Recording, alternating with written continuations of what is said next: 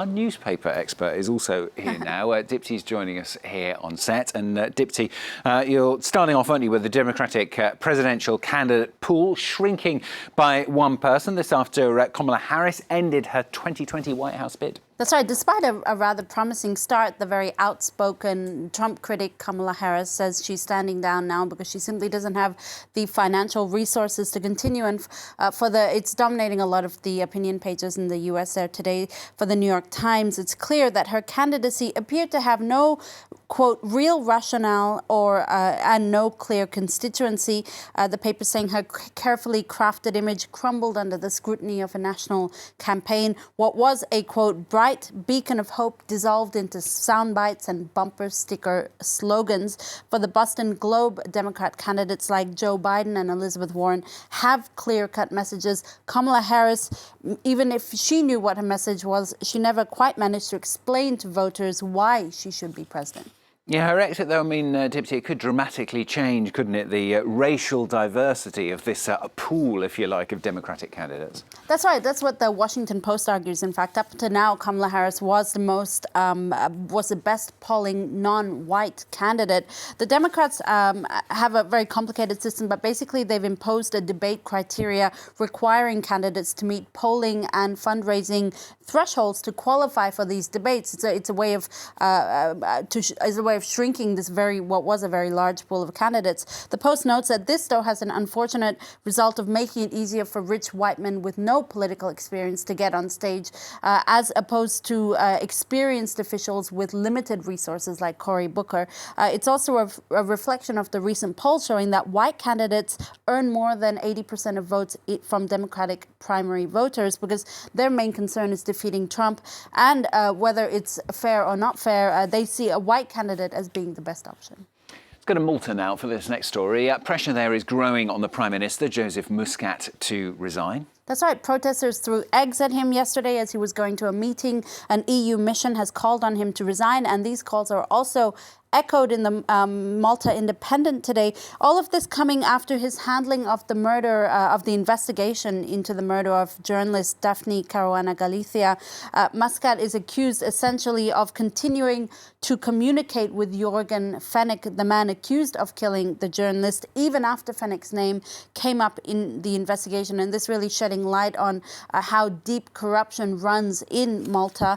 The editors of the Malta Independent today demanding that Muscat resigns immediately. They accuse him of turning the country into a dysfunctional state, and they say that he's responsible for any damages or injuries that arise from protests in the country right now, and also all future political gatherings.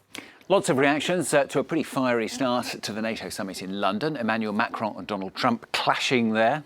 That's right. That once flourishing bromance is a fleeting memory now in the past. At least if their behavior yesterday was anything to go by. The two leaders clashing, Donald Trump lashing out at French President Emmanuel Macron for calling NATO brain dead. That was comments he made prior to the summit.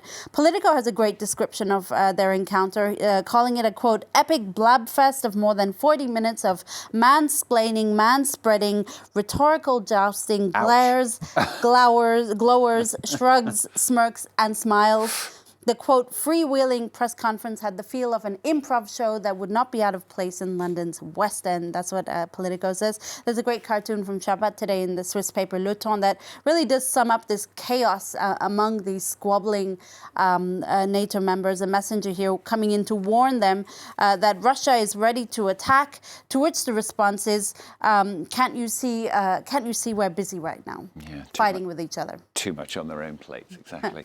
Finally from Dipty, we're going to talk about Disney Plus's Star Wars series. Been a fan of Star Wars, but I've not seen this at all. It's called The Mandalorian, isn't it? Yes. Came out last month. It spawned rather an unlikely new hero, the one we all need perhaps for 2019. Yes, I think it is now. A little birdie told me you're a Star Wars fan, which is why we're talking about this. The hero is nicknamed Baby Yoda, a character who's a child. Cute. who's not Master Yoda in the past, because we all know he died, but looks a lot like Yoda and actually comes from his lineage. So Star Wars fans have fallen in love with the bug-eyed, cooing alien. He's become an online phenomenon with his own parody Twitter account. Right. Soon to be his own doll. In fact, the announcement for the doll was delayed to purposely build up suspense around his character.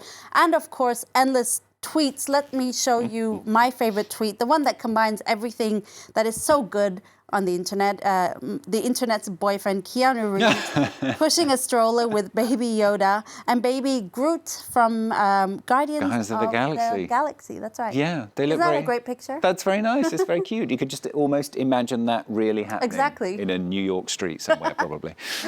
Thanks a lot, Diptyque Laurent there with the newspapers on France 24, ending with that really crucial story, as ever. Next half hour, all the latest news, and as talks informally resume between the US and the Taliban, we're going to be travelling to 3 Afghan provinces to see how former Taliban fighters are dealing with their new lives after being allowed to return to them under amnesties. That's in the next half an hour.